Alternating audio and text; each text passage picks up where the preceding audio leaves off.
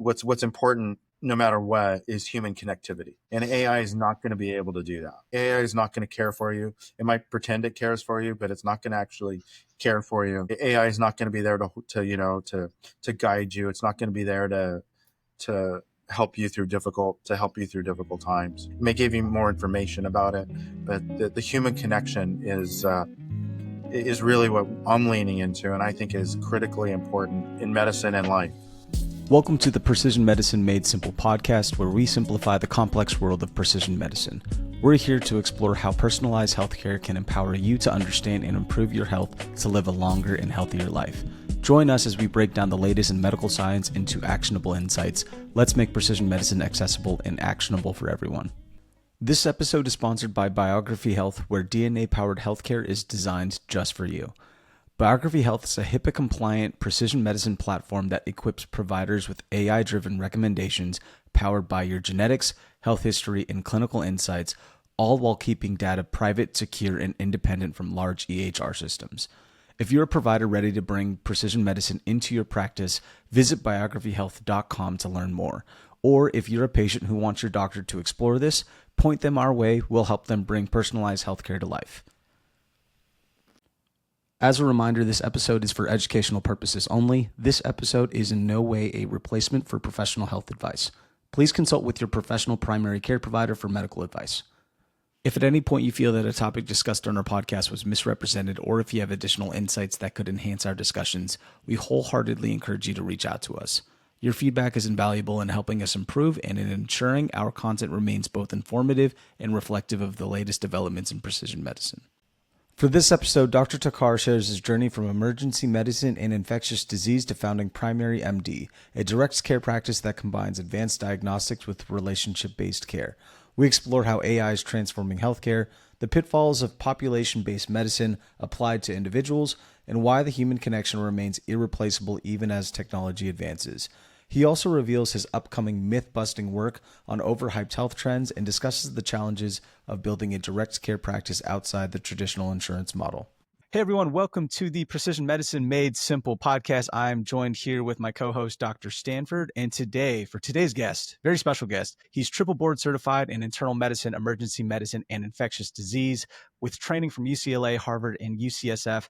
After years in academic medicine and frontline care, he saw the cracks in a system that's become too reactive, too rushed, and too impersonal. He set out to build a better model, one that combines advanced diagnostics, curated specialist care, and continuous health planning, not just to treat illness, but to give patients real clarity and control over their long-term health, because true longevity starts with understanding your body, the risk beneath the surface, and the levers you can actually control. Today, we're joined by the co-founder and chief medical officer at Primary MD, Dr. Sukhjit Sarge Takhar. Welcome to the show. Oh, well, thank you, Taylor. Thanks for having me. And nice to see you, Bill. Thrilled. It is such an honor because I've heard that you actually, and so especially when it comes with Dr. Stanford's network, there's always a story of how you two got connected and where that even started and to ultimately lead here. And so I am very curious then as to how you two got started and got connected in the first place way back. Yeah, way back. So I did my internship and residency in internal medicine at UCLA Medical Center. And I started in 1999, and the good Dr. Bill Stanford was one of my senior residents. He was a third-year resident at that time. And so our relationship goes back to UCLA, where I thought we just had amazing colleagues, great training, good people. And I don't know, my career and view of medicine was very much shaped by those early years. And that's how I know Dr. Stanford. And I remember Sarge was that rare mix of serious and smart, but funny as hell and fun to work with. So, without getting into any of the war stories, but when you're doing those long admitting episodes, there's a certain element of humor that if you can maintain humor, in the face of everything that's going on, it's super key. And when I think back on residency, the people that come to mind were the people that were smart and funny, and that's Sarge. Well, and so when you two were at residency then, And I mean, afterwards, you sort of split off into like your own separate ways, but then somehow found your way back and actually have similar practices when it comes to focusing on longevity then. And what I was always curious about is like, what were some of, granted, like you two started at a very similar starting point. What Yeah. was sort of that inflection point to start to question the healthcare system? Was it like a patient story? Was it in the ER? Like how did you get down this path of medicine? Sure, Taylor. Taylor, it's interesting. Things come across your life in certain ways that sometimes you think are really bad and change you. And in retrospect, you have to pivot. And so like for me, I absolutely love clinical medicine. And I spent years doing clinical medicine in emergency departments, and then also doing infectious disease as well. And I had a fairly bad knee injury from high school. And so from high school sports. And so I needed a knee replacement. And so I found that the rigors of emergency medicine were really a little bit challenging for me to truly work. And I was wondering what I can do. And throughout my career, like I've seen so many sick people. You see so many people, so much illness that it really does affect you in many ways. And then you sort of wonder, is there something that I can do that's different? And so I ended up in concierge medicine. Not exactly sure how that happened, but the idea of going into primary care during a time where so many advancements are happening, which I really didn't know. And then going back and sort of really thinking is like, if it's like the counterfactual. It's like, what could have happened to these patients that we saw if they were treated differently 20 years earlier? What could we do? And then the ability to work outside of a traditional system very much gives you an opportunity to be creative and to really leverage so much of the past experiences that you had of taking care of so many patients and teaching and so many other things. And that's really that's sort of how I got into concierge medicine. And like getting into concierge medicine, then you start to realize there's people that are doing a lot of things and there's so many things available. Like clearly there's advanced diagnostics, there's genomics, which are fantastic. And so leaning into these areas and then combining them with the past clinical experience that you have, I found really, really a fascinating way to be moving medicine forward. And the other thing, Taylor, is I've always loved the science of medicine. I really, really loved it. I like seeing patients. I like, understanding what was going on with them. As Bill might have known, or hopefully he doesn't remember, but I probably had some of the worst notes of any intern at UCLA. Your handwriting wasn't exactly spectacular. No, no.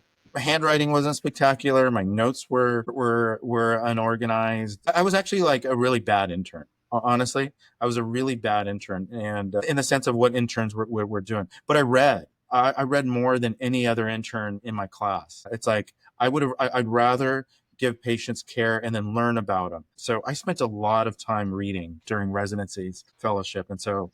But what I've realized over the years, and continued, I think it's extremely important to understand medicine fundamentally.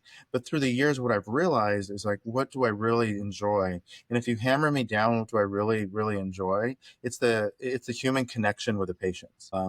And that's fundamentally one of the reasons, and that's fundamentally one of the main reasons why I'm doing this. It's like, I think we provide patients just fantastic care. But the other thing is like, I find so much joy in taking care of people in a way that I really want to. And I think in the kind of care that you can really get, because this way people feel heard, and additionally gives me more purpose as well. I remember, Sarge, that you would be the guy that would have a very fascinating patient and come in the next day with a stack of articles and present it to the team, and we would all learn.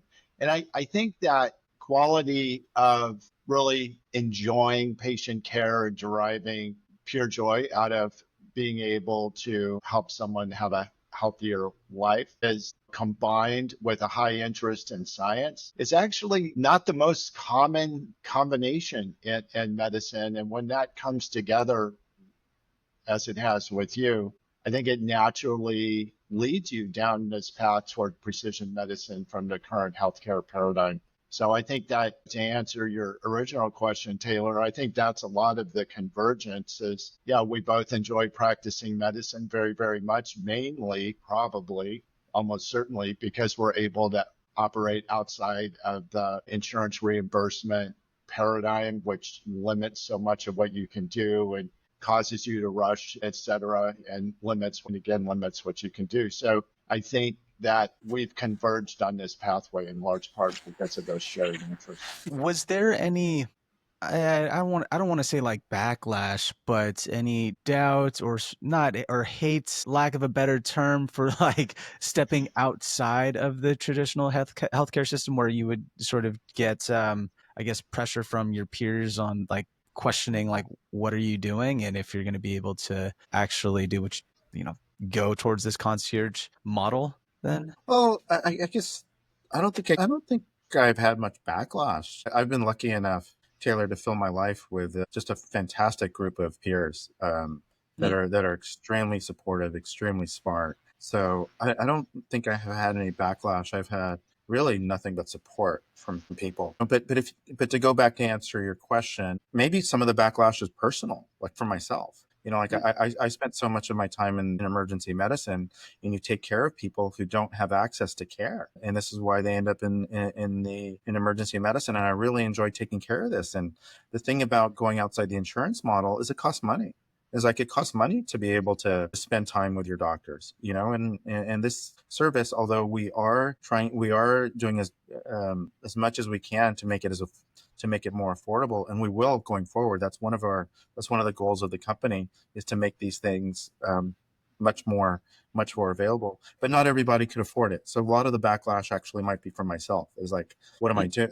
I'm providing care to people that can afford it, and there's a group of people that really would benefit from this type of care, and outside of the insurance model, they just at this point aren't able to be involved. And so that's where some of the backlash from me personally is. It's personal, but not from colleagues at all. I think as we work to figure out how, the best way to go about utilizing tools like genetics and artificial intelligence, et cetera, there's a lot of introspection going on about how exactly to go about doing that. It doesn't necessarily align well with the current paradigm of doing these 10 and 15-year prospective randomized controlled trials where you clamp, you set everything set in stone except for one thing and see how that comes out years down the road.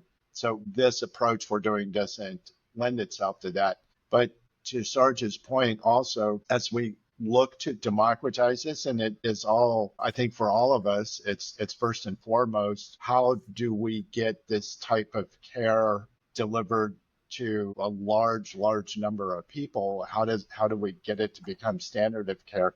And I think emergence of digital platforms that allow for scaling, and also as costs come down with things like whole genome sequencing, data informatics, data storage, computing speed, and all that, as costs come down, we're going to be converging on affordability and practicality of it, widespread. We'll see how the insurance industry goes in terms of adopting it. My personal prediction is we may well deviate very far away from the traditional commercial insurance before this is all said and done, where there's a lot more patient involvement dictating how they interact with the healthcare system and how they participate in their own healthcare, as opposed to the system which dictates to them right now what's going to happen. Bill, I couldn't have said it better. And I do think the quality of care patients are going to get at a place like this is actually going to save insurance companies and payers money. And there is going to be, I really do think there is going to be some payer that's forward thinking, that's going to say, let's give this a try and see what happens down the line. And then at that point, then it can be opened up to a larger market. I feel something like this is going to happen in the next couple of years, where there's going to be someone somewhere, maybe even someone listening to the podcast, that's going to see the value of this and see the value of actually providing healthcare rather than reactive sick care in a primary care office that doesn't just limit people to 15-minute visits, and then you don't have to refer people to everybody, because if you give a consummate physician time with a patient, you don't have to refer everything out. You can actually sit and talk to them and understand what's going on with them, and likely save the insurance company money. Save some of the payers money. That's one of my hopes, in addition to exactly what Bill that is advancing technologies. Hopefully this advancing technologies are going to make things cheaper. It's going to be more democratized, and people will be able to get this faster. I mean, we're able to do whole genome sequencing for cheaper price, for lower prices, and the prices keep dropping.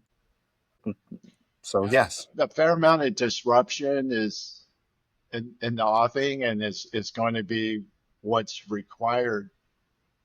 Because, I mean, when you think about these numbers, you think about the US GDP being $20 trillion and healthcare is 20% of that. So a quick check of the math, that's $4 trillion that's flowing into the status quo. And I've said this before, but you don't really have to even invoke any evil conspiracy theories. I mean, just for example, if I wasn't in this proactive, preventive, or predictive, proactive, preventive medicine space, say I was an interventional cardiologist, I would be working really hard at making sure that when I did an interventional cardiology procedure, that patient had a great experience, that it was extremely safe, that I was using the right stents or the right balloons, and my staff was trained well, and everyone, yeah. And so, in other words, I would focus on doing the thing I was doing really well. And I think that that's pretty much what drives this, this quote resistance is. It's really kind of a passive resistance. It's a lack of initiative toward disrupting and doing stuff in a completely different way. I think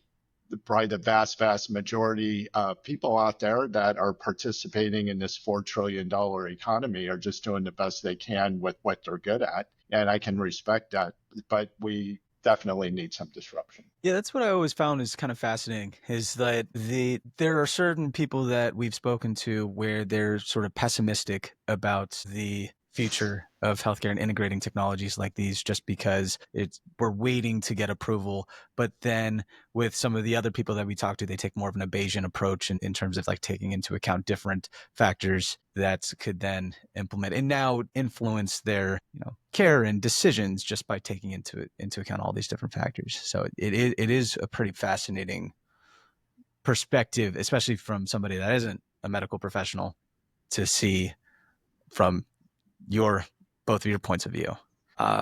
The world is changing, and the world has changed before. Like the advances in technology now are absolutely amazing.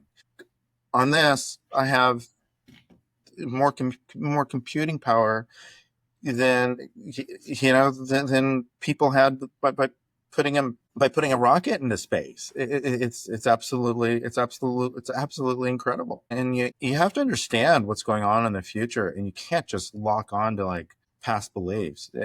Things are changing, and this is one of the reasons why I'm here. It's like I want to be on the forefront of this. I want to be one of the thought leaders with Dr. Stanford in this area. We want to lead this area with integrity. We don't want to overpromise. We know things. We know some of the clear advantages of precision medicine, and we also do know that there's areas that we're going to learn more and more about, just like everything else. Now, one of the questions that I had as a patient is and I was thinking about this actually as I was leading into this podcast episode, and it was the understanding of like a baseline level of your health. Because like with back then, I can imagine it's changed quite a bit. I mean, you have these different biomarkers that you're looking at, and then if you're good, if they are out of range, then you need to adjust. But it now, back then I didn't hear about, let's say, like VO2 max as much being measured, or even like I didn't even know what a DEXA scan was until recently. And so I wanted to get both of your thoughts then as to like how that fundamental baseline has changed over the course of the years, and then now what you would recommend for even folks now to take into account, maybe going through some current screenings and tests just to get a strong fundamental idea of where they're at. Okay. Bill, do you want to start that? I'll let you go, and I'll. Yep. Yeah. So what I would say to that is what is really possible today that wasn't possible in the past, as to nearly the degree, is being predictive of what the future likely holds for a particular person. And so you mentioned, for example, a DEXA scan. Well, DEXA scans existed really, yeah, tons of DEXA scans when Sarge and I were in training 25 years ago. But what's different now is being able to predict who really needs that DEXA scan and when. And you think about these other so-called baseline studies, that's one approach, is basically to take all the science of today and throw it at everyone. That's not how this is going to work best. How it's going to work best is, and this is where the term precision medicine comes, is this personalization, this individualization of the patient, where you understand exactly what their genetic variants portend, both in a monogenic way and polygenic way, their personal experiences and their medical history, their family history, their current labs, and taking a look at all that to predict areas of higher risk, then bringing in those tools of today for the right patient at the right time and the right test, using the best technology to detect if disease is underway, so that steps can be taken to mitigate that disease that's underway or prevent it altogether. So I think we're with the exception of a few things, I'm thinking of, say, wearable technology. I think that there will be standard data sets for that, where you would definitely want this information on the vast majority of people. Just fill in the blank, continuous glucose monitors, blood pressure. But even those things, it can vary, for each person, but getting a baseline, yes. But then, and that's part of the stage of, personalization. But then you need that precision medicine approach, where you take the science of today and you target it at the right patient. I love that answer. And Taylor, going to you is going back to you. One of the entire reasons I think why both Bill and I are doing this is so much of what we do in preventative medicine are based on population studies. And when you look at the population, and it says everyone over the age of 45 should get a colonoscopy. Breast cancer screening should start now. Like, people should start getting pap smears at this certain age and stop at a certain age. Target cholesterol, should be based on your risk factors for developing coronary disease in the past 10 years. And all these are based on population studies. And what's really fascinating is there's something in epidemiology called the ecological fallacy. And that's where you take a population data and apply it to an individual. And we do this so much. It's incredible. It's like, it's like Bill, it's like an antibiogram, where you look at all of the that you see, and it's like an antibiogram is like, if you look at the blood cultures or cultures of bacteria of patients, and then you look at the resistance, like what antibiotics are you resistant to, and then you'll make these decisions based on that. And then when and these are all the patients in the hospital or that had got these tests. But a 90-year-old in a nursing home is significantly different than a 21-year-old who comes in with a urinary tract infection. But then we're applying the population data of the antibiogram to this. And so we do this. We do that in so many areas. In the nursing home, there's so much variability. Right. It's incredible. And so when we're thinking about all of this, and this is the whole idea of precision medicine and individualized care, it's like people are different. They're really different. And you're going to hear influencers that are going to say, oh, you should get a VO2 max. And I have a lot to say about VO2 max. Stay tuned on that. It's very interesting. Stay tuned on that. Oh, I can't I'm wait. working. I'm working on a piece. I'm working on a piece of like why VO2 max is sort of overhyped. It's not that Oh. exercise is overhyped. Exercise is incredibly important, but like VO2 max, the testing itself, it's a little overhyped in many ways. And then you're going back to your question. I was like, who should get what when? Taylor, patients have been felt very unheard, for many years, and this is because of the way primary care is set up. You go into a primary care office and it's like, hey, I have three things that I want to talk about. And they'll tell you, it's like, oh, we only have time for one. Pick one. Like, right? Pick your favorite. Yeah. Pick your favorite problem that you want to talk about. And I haven't seen you for 1 year because I have 20 patients to say, because Medicare hasn't increased their reimbursement in years. So it's not the doctor's fault. It's not the patient's fault. It's the system's. It's the system's fault. And so what has happened? These direct to consumer tests have now become very available because patients are looking for something. They'll go get blood tests and they'll get a blood test that's with an AI with an AI background. And I think it's interesting that people can just do what they want to do. And without the human touch and without the precision medicine part of it, without individualizing, you get really funny answers. I just spoke at a conference called Vitalist Bay. Vitalist Bay is this 8-week longevity conference. I should next year you're going to come. I'm going to invite you. I'll bring you, and you'll be a speaker. I'm there. So next year you'll come. It's called Vitalist Bay, and it's a very progressive group of speakers, and they're coming from a variety of different backgrounds. And actually, Brian Johnson spoke there. The same day I did. And my talk was called Bill. I think you're going to love this. I love this. My talk was called Buyer Beware. Balancing balancing the hype with integrity in longevity medicine. Huge for us. Go ahead. And you start thinking about, and I'm saying this because of going back to your question about like what should we get. I think one of the things you got to look at is who's profiting from what you're getting. There's a fantastic paper that I think everyone. I said this in my old residents when I taught Journal Club at Brigham. My old residents will clearly know what I'm talking about. There was a paper in 2005 in PLOS One called "Why Most Published Research Findings Are False" by John Ioannidis. It's been cited over 15,000 times at this time, and the longevity world is ripe with lots of these things. And so one of the things to remember is like, what's the conflict of interest? Who's going to be profiting from this? And it's like you get these blood tests, and then the follow up is like, oh, you should take these vitamins and look at are they profiting from the vitamins or not? And it's like people have biases. I have biases. I try to be aware of them, but are people monetarily benefiting from them? Are they academically benefiting from these areas? Those are really interesting things. And one of the things that I think is underrated is the biases that academics have because of promotion in medical centers.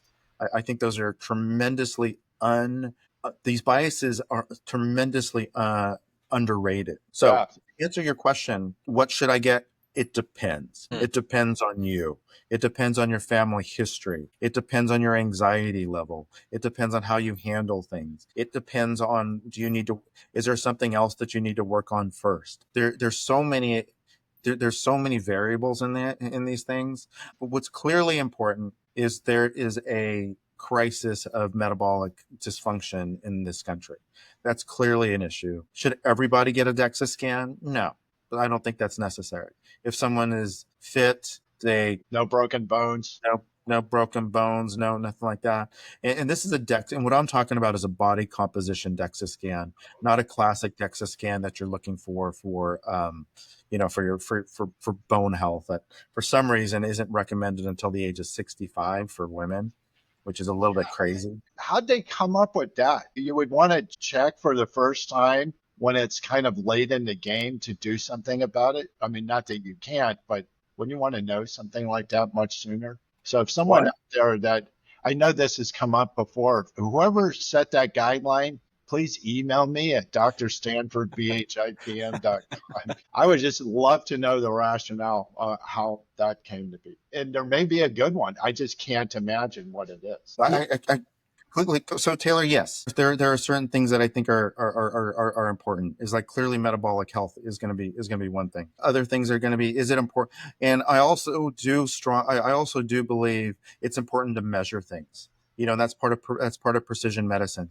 And I also do think it's important to measure things against yourself, not necessarily the quote population as well. I think those things are going to be very, very important. Yeah, what I found fascinating, and I guess this is also within like recent news of like 23andMe, like because you mentioned like the direct to consumer tests, and like there's all of these like do it yourself type of platforms, tests, strategies, but what becomes so dangerous about that though is now I have a bunch of data that I think I'm going in the right direction without a medical professional to actually let me know. And now I'm just like hoping that all of my decisions end up becoming like right. But then there's also this different paradox and sort of contrast in saying like, okay, well, I know this, like, why am I going to go to like a medical professional then and say and find out the same things that I might already know, such as like, oh, maybe I'll just like just eat a Mediterranean diet and just get more sleep and exercise. And they have like very simple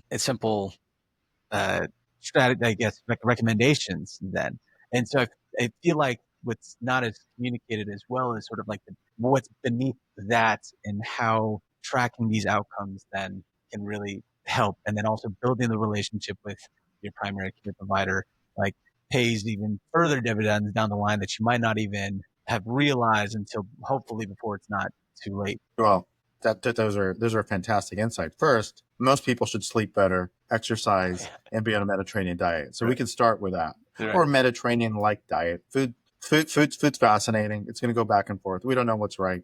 Individualized in precision medicine will probably have more to do with this going forward. Who absorbs cholesterol a little bit more? Who is going to be a metabolizer of caffeine that's a little bit faster? And then other things who's going to be more predisposed um, to obesity. These are all things that we could look at an earlier age. And then if you start looking at some of these things at when someone's 18, they can think about this. And it's like, oh, look, I have obesity that runs in my family. Right now I'm 18. I have 11% body fat. I exercise. But look at my father. My mother's obese. They have diabetes. And then if you actually get a polygenic risk score or do genomics, you might find a gene that they have that predisposes them to something. And then they can start acting at that age. And then they can be like, do I want, because they can just look at their parents, and it's like, if I follow the same path, I am going to end up on medications for type 2 diabetes and hypertension at an earlier age. So I do think that's going to be one of the things that could be very interesting as well. And like going back to your question about what to do with these direct to consumer tests. I have a funny story. My trainer got one of these direct to consumer tests, and it told him that you need to exercise more. That was one of the AI responses to my trainer. Huh. And my and he's a trainer at Equinox. He's a tier X trainer at Equinox, and he works out extremely hard. And this is what you get when you lack the clinical information and knowledge.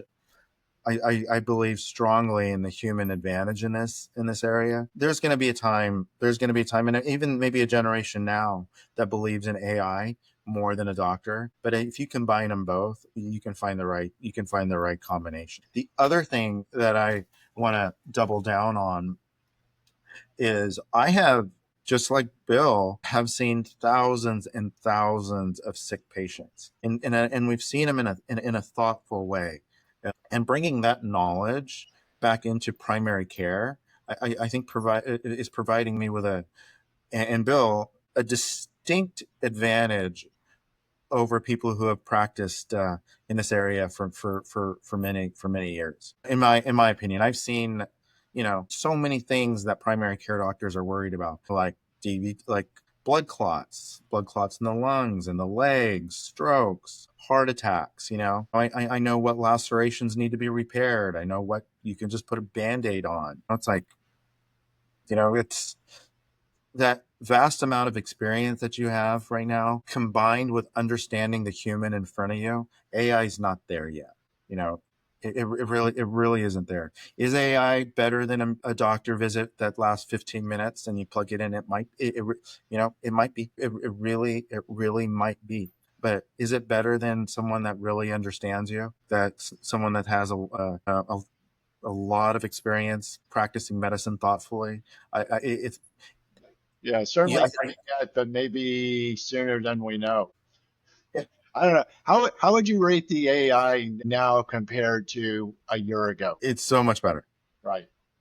And they now have the ability to search. It's not just finishing your words. It's not just the AI that I'm talking about are large language models, Yeah. not often not necessarily machine learning, but large language models. I think they're much better because now you can actually tell it to search, and it'll actually search articles specifically and when it does that, there's less hallucination in there. And so AI also it hallucinates because it's made to finish your sentences essentially. And without somebody that understands what's going on, and if there's not somebody with some clinical experience or a fair amount of clinical experience to oversee it, it's going to make mistakes, and it's going to make mistakes that potentially could be quite serious. But definitely in the biography health platform that I use, sponsor the show, disclaimer, uh, we roll a lot of information, including the genetic variation, polygenic risk scores, past medical history, family history, current labs, and into a gigantic AI prompt for LLM. And it does a fairly good job at following our instructions about how to structure the answers. The content of the answers still needs to 1000% at this point has to be reviewed by someone with some familiarity with the case to eliminate the responses that AI has come up with, which we know that there's not evidence to support that particular recommendation. And AI doesn't always think of everything. So at this point, and I think for at least the next couple of years, virtually everything that you're getting off of AI needs to be reviewed by someone, as you say, with deep familiarity with clinical medicine as well as the science, so you can vet those answers. It's an awesome tool, though. I'm just having so much fun with it. But can't overstate the importance of understanding the limitations of it. And as you say, the ability to target it toward particular sources helps a lot. Couldn't agree more, Bill. And we use AI. I think it's gonna end up being irresponsible in a year or two for clinicians not to use it as a augmented tool for their judgment. It's like you cannot hold everything in your head at one point, and it might be nice to have like an AI prompt is like, oh, did you think about this? And I'm like, oh, I didn't. So they're complementary, and this is the beauty of the era that we're living in right now. Is like things are Still changing, and relevant. when things We're change like still relevant for at least another couple years. That is the beauty of this era. And we're very privileged and blessed to be the first users of this incredible tool. I love it, Bill. It's like this meme I saw when ChatGPT came out a couple of years ago, and I wish I invested in NVIDIA at that time because I'm like, this is real. I'm like, this stuff is really real. It's this meme where somebody's looking at it. It's like this thinking is like, and he's like super happy. He's like, when you realize AI can do your job for you, and then the next screen was he was like, crap, when you realize AI can do your job for you. That was like 2 years ago, and unfortunately, I mean, is this Terminator? Is this Terminator 2 right now? Is that what we're? I think we're Is that still where we're on living in? Terminator 1. Yeah. Yeah, I think we're going to be close. It's like, is there someone from the future? Is AI going to make something in the future that's going to come back? I don't know. I saw Back to the Future, the musical, or the show, which is actually quite fun. And I was just sort of thinking about Terminator, AI, like the flux capacitor and all of these things and time travel. I don't know. It's a weird world. It's like you don't rule anything out. It's like I'm not going to be surprised by much in the next few years, like by what's coming out. But what I do know is what's important no matter what is human connectivity, and AI is not going to be able to do that. AI is not going to care for you. It might pretend it cares for you, but it's not going to actually care for you. AI is not going to be there to guide you. It's not going to be there to help you through difficult times. It may give you more information about it, but the human connection is really what I'm leaning into, and I think is critically important in medicine and life. Yeah, we'll see about that. You've seen those studies they've done where there's actually a percentage of people. I don't know if it was not a vast majority or clear majority, but a surprising number of people that preferred the AI to the doctor. Have you seen that stuff? Oh yeah, That's kind of a wake up call. and if you're going to look at their age group, it's probably 20 to 30-year-old. If you think about it, Boyfriends and girlfriends now. So yeah, it's a very good friend of mine just was telling me about a case that he had, and he was just trying to explain to somebody that they had diabetes, and they need to be admitted for ketoacidosis. It was a younger guy who had a new onset type 1 diabetes and was in mild ketoacidosis, and he was telling me that the patient did not believe him. He just didn't believe him. And then right in front of him, he just plugged in his numbers into one of the AI programs. He's like, I have a 21-year-old. This is the lab. These are the labs. These are his symptoms. This is what it is. And I was like, what's the diagnosis and what should be done? And it said, this is type 1 diabetes. He's in ketoacidosis. He should be admitted to the hospital. And as I can remember, but we're not a doctor. Ask your doctor for advice. And it wasn't until he saw that he believed him. Yeah, that's awesome. Well, let me ask you, do you ever get AI on the horn while you're with a patient and search stuff with them? I have. I hugely effective, especially similar to the case you just presented. You tell the patient, and my knowledge and experience, et cetera, I would say this. I'm a little curious what the AI would say about it. And you feed in the information together. You ask the patient anything else you would want to know about this. Tell the patient, I would direct this toward this source we have called Up to Date, or this particular thought leader in longevity, Peter Attia or Rhonda Patrick or something, And so you tell it where to search. And I find that, and of course the only thing it limits is how fast you can type in the question, right? Because the answer is coming back in seconds. And the thing that's interesting, just the other AI thing is that I use Perplexity sometimes, and it's taken to refer to itself in the first person. Well, I think this, and my opinion is what I'm going. Holy bleep! I mean, like Bill. So sometimes I use AI with my patients for humor too. Like it's like I've I was with a patient and they were taking 30 milligrams of melatonin a night. Right. They're on 30 milligrams. They actually sell that. They sell 60 milligrams of melatonin on Amazon. I don't know what the hell, but we don't even know how much melatonin is in there. There could be 5 milligrams, could be 100 milligrams. Who knows? Anyway, that's a different topic. And we were talking about the dose of melatonin, and I was like, the physiological dose is probably 0.3 to 0.5 for most people. It's like maybe that number might be off, but it's definitely not 30 milligrams. And I'm typing on my phone, and they're like, "Who are you texting?" And I'm like, "I'm not texting anybody," because we were talking about it. And then I put in this, and then I showed them a lot of the symptoms. It said, "Oh, and if you're taking this much melatonin, you can feel blah blah blah, brain fog, fatigue, blah blah blah, all these other things." And this is what they were complaining of for the last year and a half. I don't know if that's going to end up being the case, but then the humor behind that, they were like, "You mean I'm taking enough melatonin for a horse?" And I was like, "No, you're taking enough. City. Yeah, you're taking enough melatonin." I was telling them, I weigh 200 pounds, and you're taking enough melatonin for someone who weighs. You're probably taking close to 100 times what what is physiologic. You'd be taking enough melatonin for a 20,000 pound man is what you're doing is what you're doing, or how many elephants it is. It's definitely more than a horse. Gives elephant tranquilizers a whole new perspective. So now we know Yeah. milligrams of melatonin to tranquilize an elephant. Yeah, take it. Yeah, look on Amazon. I look on Amazon. They make 30 milligrams of melatonin. And to all the listeners, don't do that. Don't take 30 milligrams.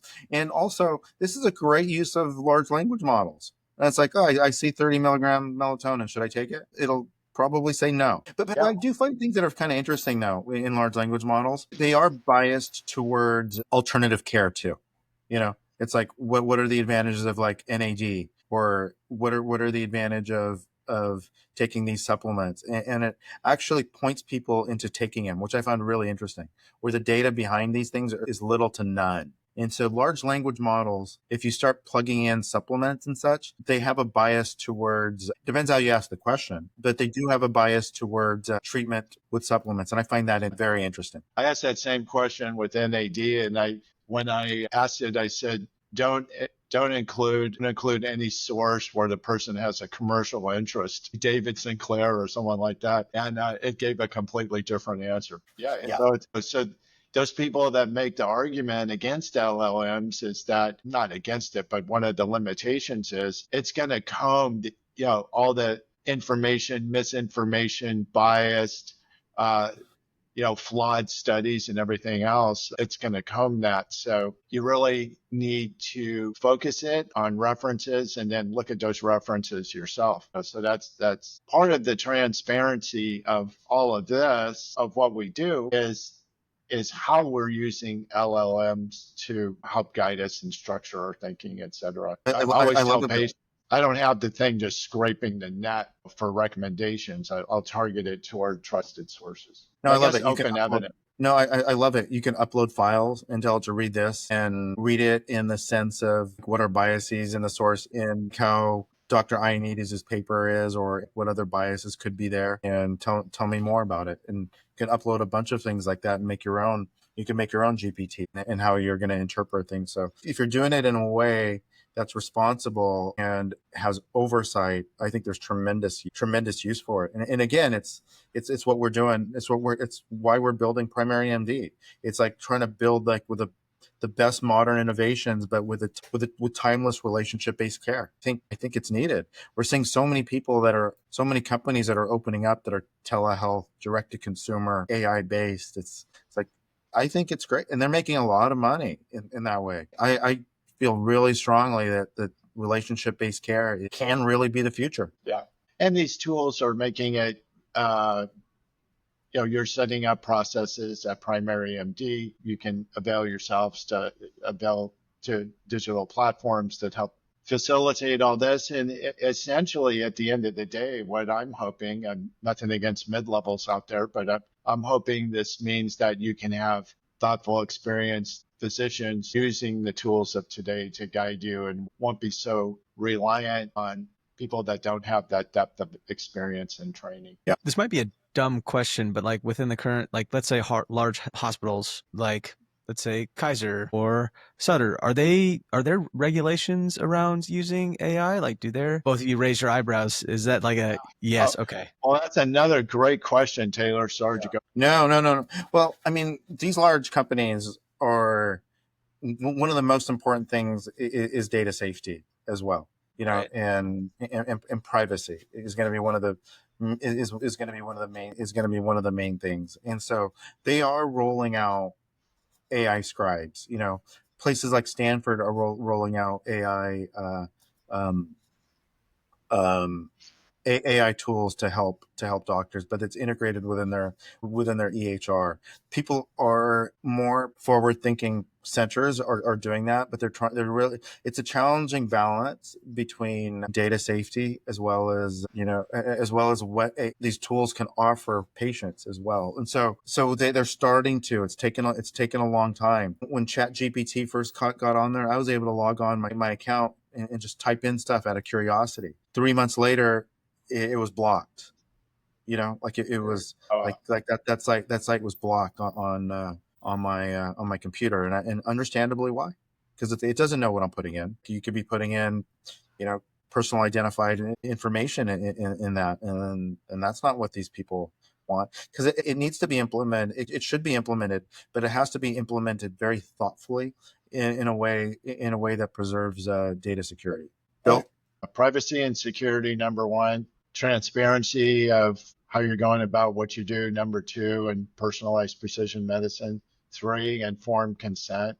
Four, scientific integrity. So as we're practices like yours and mine are going forward, we have to really force things in that direction and call out people when we can that aren't doing those things. Because So right now we're operating in a little bit of a no man's land before there's clear cut standards about how to go about all this stuff. That what you just described in terms of sending out identifiable health information into the internet via an LLM is definitely a no-no. Speaking of practices like both of yours, if we have other doctors that are listening to this and are, let's say, looking at the possibility of opening up their own practice, do you have any advice for those listeners that are looking to potentially do the same? Well, I just started about 6, 7 months ago, and I would urge someone to work with someone that has a lot of business background in business, has done something like this before.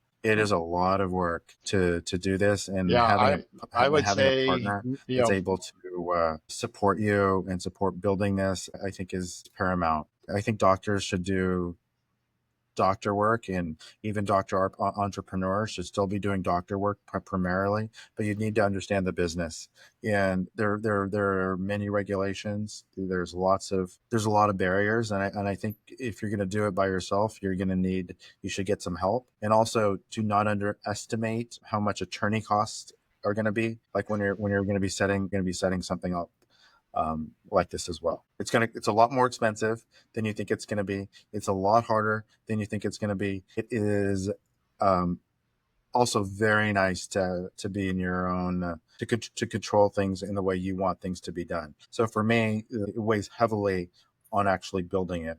I mean, it makes sense because that's what I did. The post test probability for me is 100%, but there's a lot of work that goes into it, and there's a lot of money and a lot of expertise. And so, Bill? yeah, I would say take the time, and this just dovetails well into what you're saying. Take the time to put processes in place. For me, my wife likes to use the phrase, I've been building the airplane as I'm flying it. And that's very difficult. I think if I were advising someone else going into this, I'd say spend a lot of that time and energy and resources up front, like Sarge was saying, to get those processes in place. Get some help. I didn't, so I'm not the person to go to. Who do I ask for help? But I do know that now, after the fact, that there are companies and consultants that this is all they do is set up doctors and private direct care practices where it's,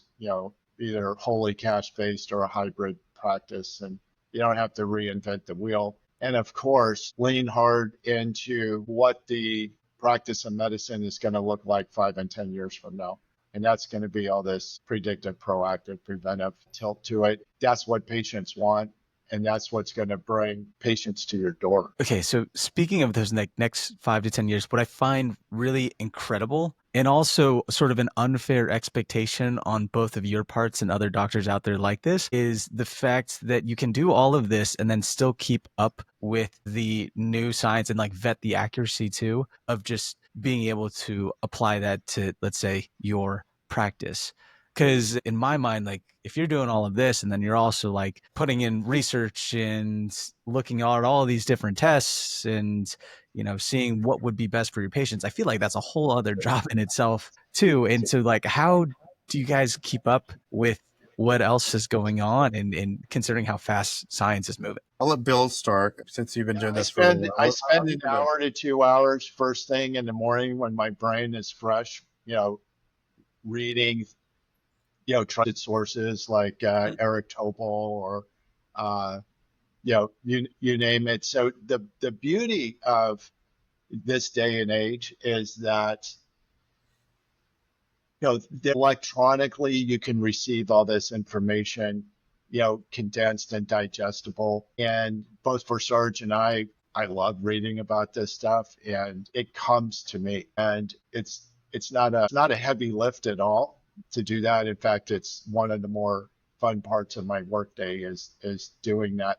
The other thing is that, believe it or not, patients with their questions and with their own research induce you to learn things. I'll have patients listen to some Peter Attia podcast about some esoteric lipid, and I've never even heard of it. And so then that forces me to learn all about it. And now when I look at someone's Boston Heart Labs, I go, oh, there's that thing. Yeah, I see them working here. This is, I'll skip that story. The patients will drive you in the direction also. Very, very fun. I love it. I love it.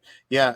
Same here, Taylor. It's been that's actually quite an enjoyable part of my of what I do. First, I do listen to podcasts. I like Peter Attia. I like listening to him. I clearly don't agree with everything he says or his methodology, but I love the way he moved the needle. And you almost have to listen to him and hear to see what he's talking about, because patients are going to ask you these questions, and you need to be able to understand what he's talking about, what their guests are talking about, and then apply that to your patient, not to the individual patient. And so this is where the beauty of precision medicine comes from. Then I read papers. I'll read the background of what they're doing. Then I'll read the papers. And now I'm getting to the point now, Taylor, where I'm going to try to be a myth buster, or I'm going to be a myth buster and in what people are doing. And so what we're going to be doing here at Primary MD is, like, we're starting this office off here in San Mateo, and we're growing. We're planning on opening up an office in Manhattan in the next 3 to 4 months. So that's going to be a thing. Another thing that we're doing is I'm building this in an academic, with an academic mindset. So I'm doing this academically outside of an academic center. And so I'm getting together a group of people on my team that are looking at things in a different way. And Bill, I'd love to talk to you about, like, working together on, like, talking about papers and other things. I'm putting together a journal club with a variety of other thought leaders or things that we're doing. But predominantly what we want to do is want to build that from the inside out, where we will review things and discuss our view on how we're going to deal with this generalized condition. And then the doctors themselves are going to be able to apply that to the individual patient. So it might not apply to an individual patient, but that's sort of the background of the paper. So I love it, Taylor. That's one of the parts that I love, that I really love. And sometimes, I wake up at 3 a.m. going, it should be done this way. This was wrong. I just read something and it's like, this is completely wrong, and we need to do something. We need to do something about it. Like, I love the passion. I love show and tell. No, like, I'm reading this paper, and it's like when you start taking, it's like, can you see this? Association of Cardiomyopathy. Read the title to us. Association of Cardiorespiratory Fitness with Long-Term Mortality Among Adults Undergoing Exercise Treadmill Testing. This is the paper that you hear all the podcasters talking about the importance of VO2 max. And read it, Bill. It's open source. It's easy. It's easy to get to. First author is a person named Andsager. So when you start talking about, like, there's a 5. What's that journal, by the way? Oh, JAMA Open Network. Cardiology. Yeah. I'll link that into the show notes, can't I? Like, if anybody else wants to read, I can just link it. Yeah. Okay. Yeah. Okay. Link in the show notes. So what this was is, like, from 91 to 2014, everyone who clinically needed a stress test was enrolled. And this is where the data for VO2 max came from, where people at the bottom 25 percentile have a 5-fold hazard ratio of dying than the people in the top 2.5 percentile. And these are the top 2.5 percentile in a group of people that clinically needed a stress test. And they didn't even do a VO2 max on they did not even do a VO2 max on these patients. It was just a stress test. And they calculated the VMATs. They didn't even talk about VO2 max in this paper. And so you're generalizing that to the population. It's like, do you really need to be in the top 2.5 percentile?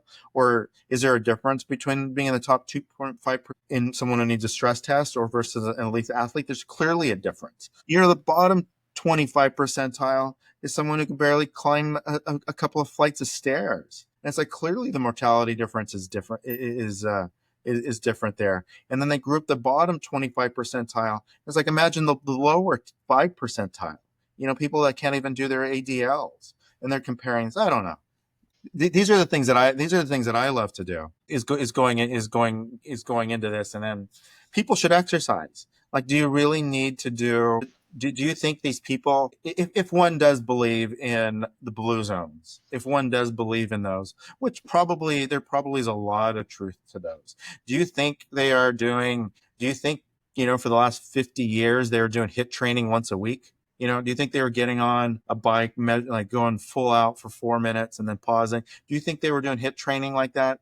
Do you think they were really like lifting weights extremely hard for this period of time? I mean, Well, so I had an interesting experience this weekend that really kind of folds into what you're saying. And I think for you entrepreneurs out there, and here's an opportunity, and only a doctor that's practiced medicine for a long time might be able to identify the need for such a thing. But I was talking to someone who had recently completed an AI boot camp, for example. And well, not for example, they had just completed AI boot camp, and they were asking me what I thought of AI in the future of medicine, blah, blah, blah. But you know how we have these SNPs, these certain gene variants that would predict certain elements of fitness or susceptibility to injury, and then there's other SNPs that might speak to what kind of a diet might work out best for you to have the mhm. uh, lean as, plenty of lean body mass, all that. And I don't know, it's probably 50 or 100 of each of those. And of course, in the standard analysis these days, in the kind of the direct to consumer, there's these blanket recommendations, so do this, do that, do the other. I'm just going to ask Sarge, just out of curiosity, what do you think is the problem with that? And you're kind of hinted at it before. What do I think the problems? What's the problem with having, doing some gene variant testing on a patient, getting SNPs for fitness and nutrition, and then having a canned response about what the person should do? No, for sure, for sure, Bill. I mean, obviously, there's epigenetic variants. Like just because you have that SNP doesn't necessarily mean you're going to have that issue, and so that's going to be one thing. One is going to be the discriminatory power of that SNP. Like, how much does it actually move the risk of having that issue? Like, those are still things that we're learning, and it's like how much does it push you over? It's gonna be one of the things. Fascinating. It's like, do you recover faster from exercise or not? Do you like have the SNP that says I've delayed muscle soreness? And you know what? Phenotypically, that's correct. Like when I work out, like on Saturday, like not Saturday, yeah, about Saturday, I'll be more sore than tomorrow, and that's fascinating. But then you get other things. It says like your um, pain tolerance is very low, and I'm like, I don't think that's true. I wrestled, I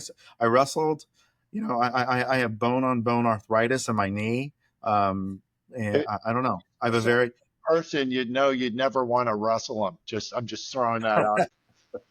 I'm 52 now, so there's some young, yeah. I, So, but I bet you could still pin them to the mat. yeah, What I would say needs to be added to that calculus is here's what happens in my practice. yeah, tell me. All the AI generated, do this, do that.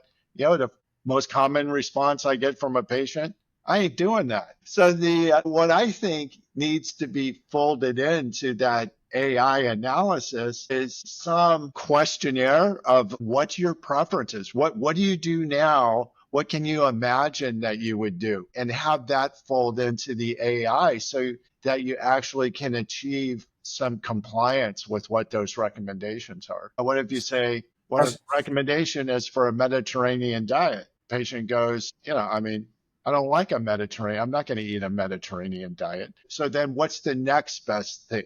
So how do you blend that personality, that preference, those habits over a lifetime of a patient? How do you blend that with what the recommendations are to achieve the best possible compliance? Because I can tell you, if you Tell them what you really need is 45 minutes of zone 2 on a treadmill or on a mountainous hike 4 or 5 times a week. They're going to go, yeah, that's great. What good does that do me? Because that just isn't in the cards for me. So, here's what I do. I have an elliptical. I have a half an hour every day. What should I do? So anyway, the patient has to, the patient's personality and habits have to fold in. Bill, I'm going to add to that. What we do here is we have a health coach that's built into our membership. So everyone gets 12. Everyone gets visits with a health coach. 12 more if they need to. Fewer if they don't use it. And the whole idea of a health coach and a wellness advisor is help the patient reach what they want to do. And then give them the tools and talk to them about what they want. Like what are the resistances for doing things like that? Like what are the time constraints? It's like, do you need a food service? Do you need, like, what else should you do with exercises? Like, do you have kids? Maybe, or do you walk them? Do you go on a walk? Well, then grab a weighted vest or something. Like there are definitely things that you can do around these things where you can just move the needle a little bit. And it's like, how difficult is it to floss at night? Some of my patients, like, you don't floss. It's like, floss at night. Just do that. Add that to your regimen. That's not that hard, but can someone do 300 minutes of exercise a week?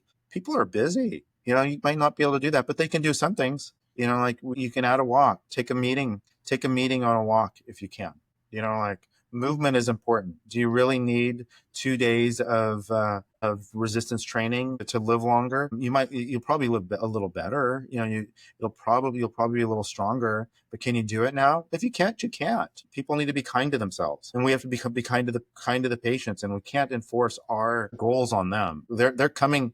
But the thing is, though, for us, Bill, and for anyone who runs an office like we do, we have a selected patient population that actually wants to be healthier. So it is easier for us to work with. It is easier. So they're coming to us for a reason.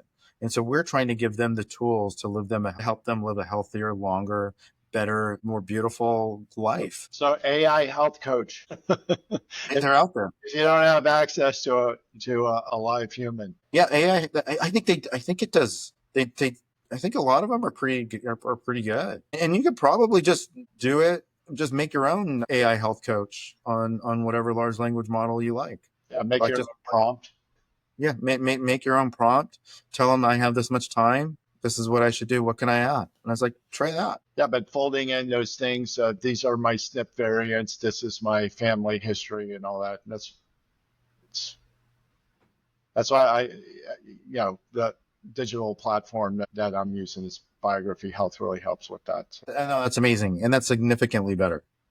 You just add another level of precision to what they're doing to help them even more. So I think that's incredible. Hell, that's why you started it, Bill. That's amazing, But I mean, it is interesting to me now, having done personalized precision medicine for 6 years or so, at least 5, how important it is to factor in all these realities of the situation that you just outlined so well. What can the patient do? What are they willing to do? What would they like to do? How do you optimize all that with the input data that dictates an output of what would be optimal for them, but not possible for them? So how do you find that marriage of optimal and possible? Bill, I think it's really interesting. That's really interesting. I think one of my interests, and they change weekly, but the core is fundamental. The core is fundamental. Is like for South Asians like me in India. I'm a 52-year-old Indian man. Cardiometabolic health and early coronary artery disease is a. What are you gonna do? Tell someone who's a vegetarian that they need to eat more fish? I was like, come on, that's stupid. It's like these are. You need more protein, and the best way of getting protein is smash fish. And I was like, that just doesn't work. But what you could do is you look into, like, what kind of variants they have. Is there something there that, and that's one of the issues that I'm really looking forward to in precision medicine, because so many of these models are trained on Caucasian males. Caucasian men, so many of these. And now we're getting more and more genetic information and what SNPs are important in different ethnicities. And I think that's a critical thing that's going to be advancing very rapidly over the next couple of years where what's going on. I think that's going to be very, very, very fascinating. And to answer your question, it's you add that, it has to be personalized. It's like, okay, so someone's a vegetarian, then you're like, okay, are you getting enough? And obviously, we're going to be testing B12, folate, maybe in a homocysteine level too. Maybe that's going to be a big part of it. Are they getting enough vitamin D, or stuff like that? And how important is vitamin D? That's a question.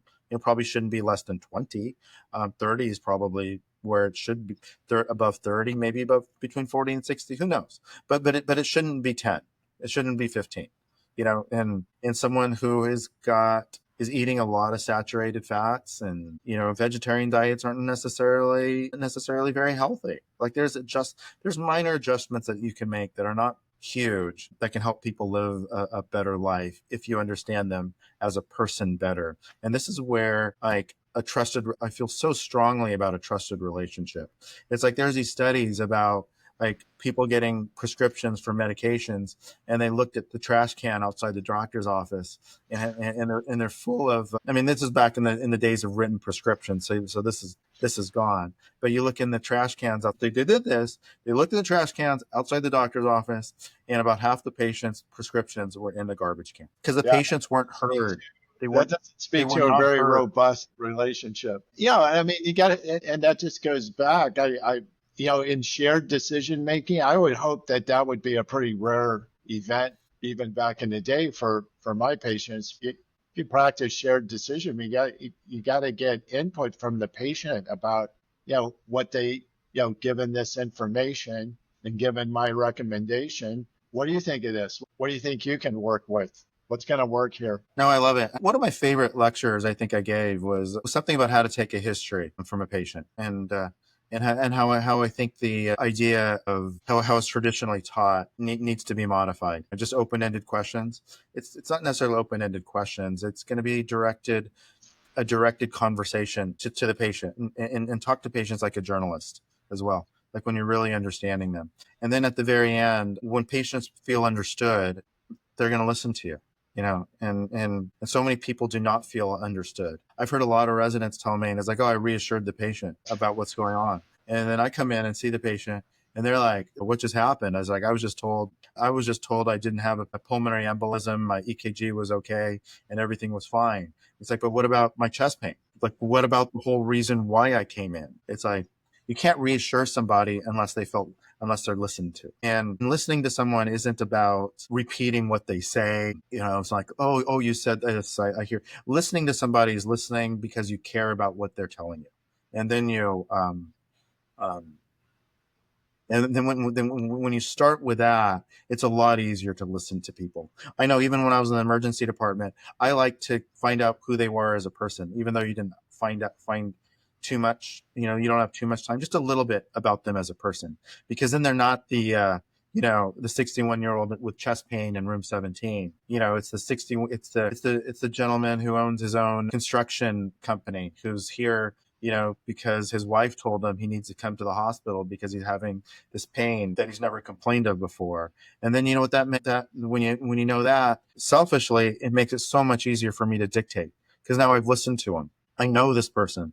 And when I go back, and it's like I can remember what they said and what they told me, because now I know them as a person, and it's so much easier to listen to them as well. And you can make those relationships in a short period of time. I think I've done those practicing emergency medicine, and now practicing in this area, it's so much better. Yeah, you have what a beautiful blend of medical experience you have to bring you into this personalized precision medicine and the wellness and longevity space. I mean, the richness of those experiences and how patients are presenting and their agendas, and wow, you've seen a lot. You're bringing a lot to our field, Sarge. Bill, I'm looking forward to working with you. This is going to be a lot of fun. And I'll make some introductions. I'll make some introductions also down the line with good people, because this area is fraught with snake oil. Exactly. And that, We could have, and maybe we should,